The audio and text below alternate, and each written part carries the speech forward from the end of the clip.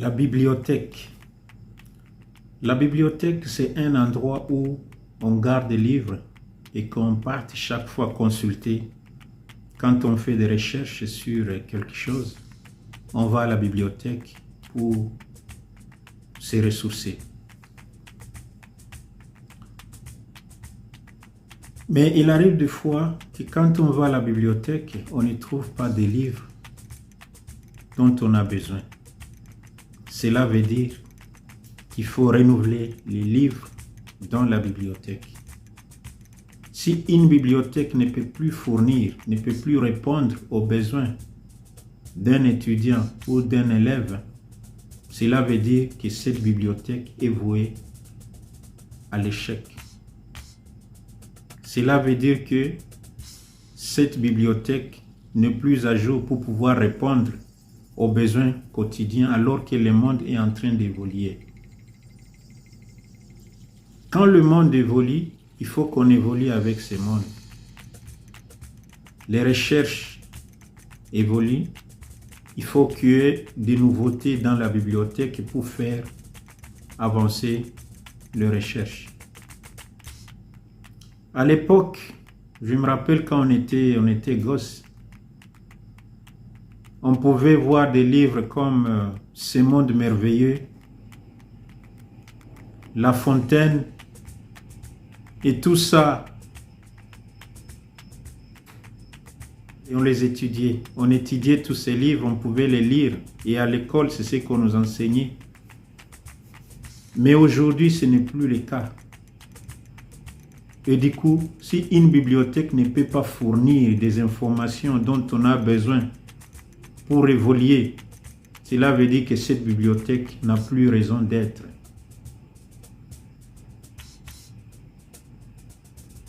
Dans notre vie, depuis un certain temps, on remarque que pour résoudre des problèmes, il faut faire recours aux anciens. Il faut faire recours aux personnes qui ont vécu. Il faut faire recours à la bibliothèque humaine. Mais il y a aussi des questions que nous pouvons nous poser. Il faut s'assurer que cette bibliothèque avait-elle été utile pour la communauté? Ça, c'est une question que nous nous posons et que nous devons nous poser. Il y a des conflits partout. Il y a des problèmes partout entre personnes.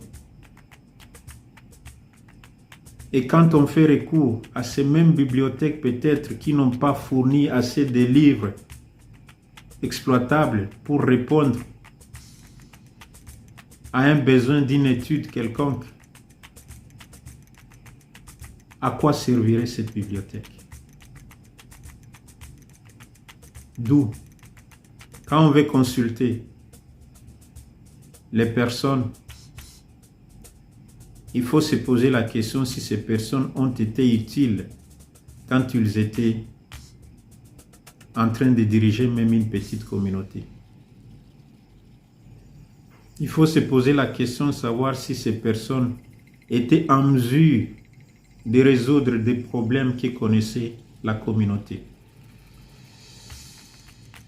Ce n'est pas pour désavouer ceux qui ont vécu, mais c'est juste, il est question quand même de mesurer. Hier, il n'a rien fait. Et aujourd'hui, si on va les consulter, aura-t-il quelque chose à nous dire? Aura-t-il quelque chose à nous conseiller? Ça, c'est une grande question qu'on doit se poser.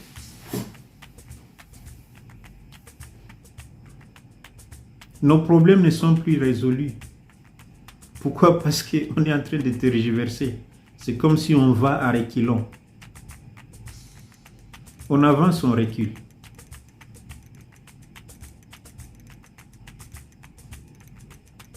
On dit que la jeunesse, c'est l'espoir de demain. Les enfants d'abord. Mais pour garantir une vie décente à cette jeunesse, pour garantir une éducation favorable à ses enfants, ça devient très compliqué. Et on se retrouve que il y a des efforts à fournir à tous les niveaux. Et ça, c'est chacun qui doit le faire. Toi, tu es un père. Tu ne fais pas étudier tes enfants, même si tu as des moyens.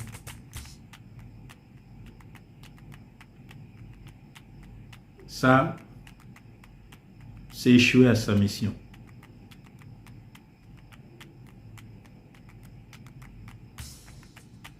Les enfants voudraient bien étudier, mais il n'y a pas d'infrastructure. Les jeunes ont fini leurs études, mais n'ont pas de boulot. Comment voudriez-vous que ces personnes deviennent l'espoir de demain si nous ne les préparons pas aujourd'hui? Comment deviendraient-ils l'espoir de demain? Peut-être que vous avez eu la chance d'étudier hier. Nous avons eu cette grâce d'avoir le minimum de connaissances que nous avons grâce à nos parents.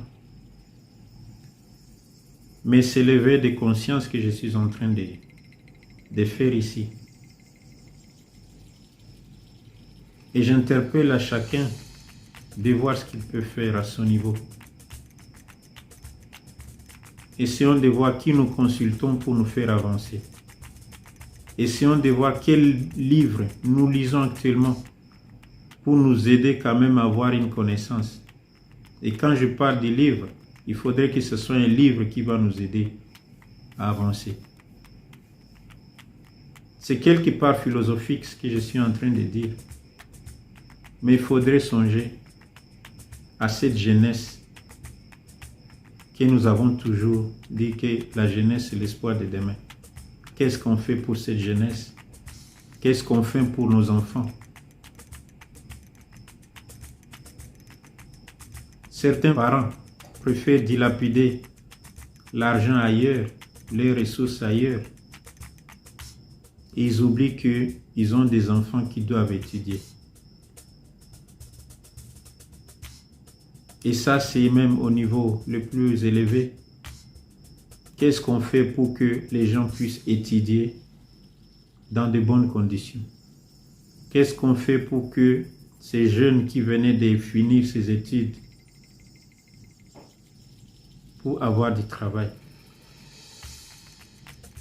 Nous injectons plus de diplômes dans la communauté, mais après. Et c'est ça, c'est une bombe à retardement. Qu'est-ce qu'on peut faire pour remettre à chacun sa part afin qu'il se sente aussi considéré dans la communauté sur le plan social?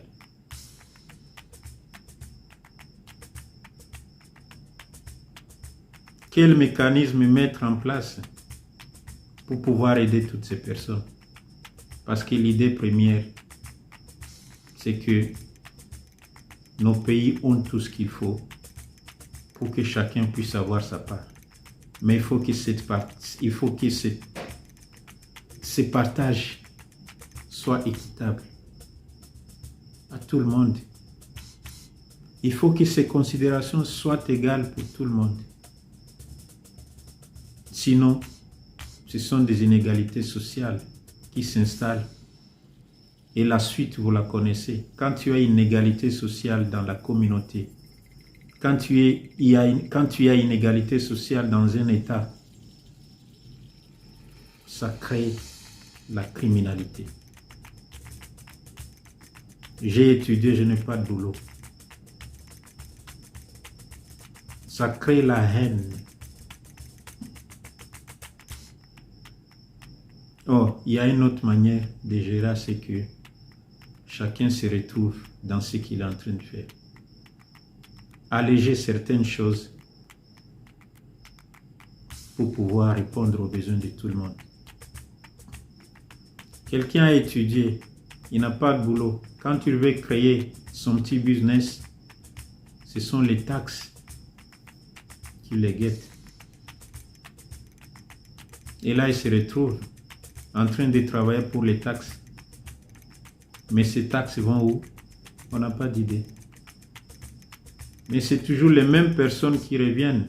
Ceux qui n'ont pas servi hier, ceux qui n'ont pas été utiles hier. C'est elles-mêmes qui reviennent encore aux affaires.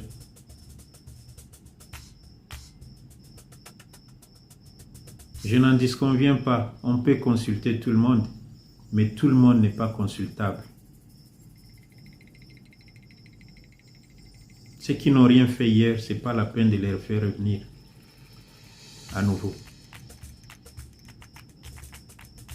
Et ça, la suite,